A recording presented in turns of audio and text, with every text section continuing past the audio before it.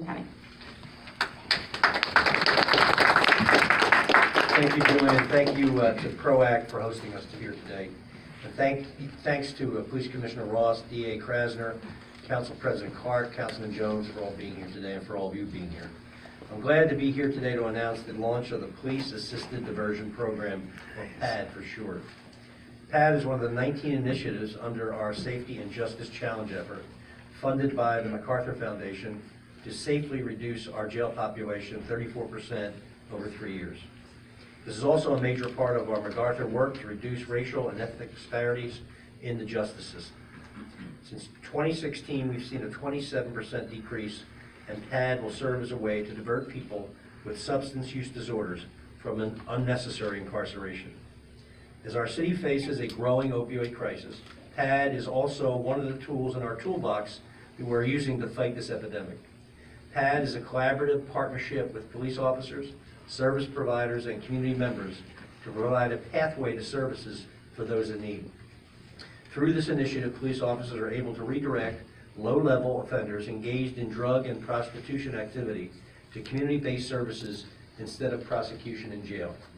Traditionally, when a police officer encountered someone struggling with a substance use disorder, they could either 1, make an arrest, or 2, release the person back into the same social conditions with no additional resources. Today, I am proud to say these Philadelphians have a third option, grounded in harm reduction, thanks to our criminal justice and public health partners. PAD will provide citizens a safe place to go, someone to call during a crisis, and material supports around the means of survival. When someone is ready to engage in drug and alcohol and/or mental health treatment, the PAD team will work diligently to secure access to treatment.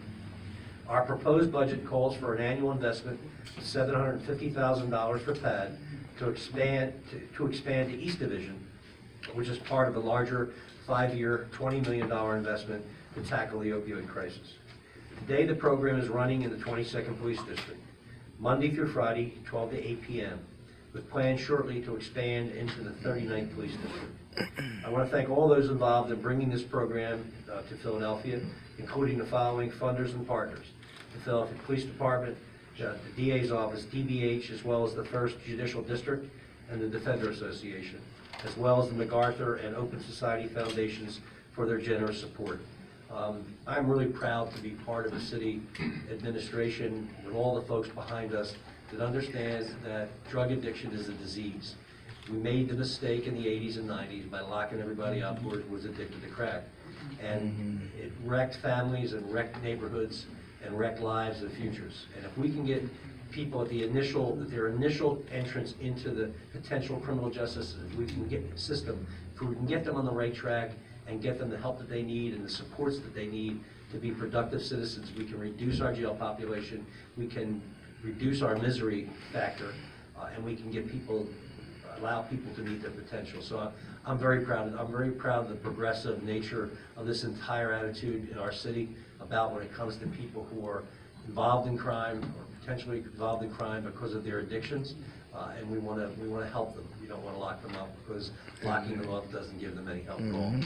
And we want to continue to preserve families and preserve parents and allow people to be with their children and not have to visit them up on State Road. So I want to thank everybody involved today and look forward to just reducing our prison population even more. So thank you. Thank you. Thank you, Mayor. Police Commissioner Ross?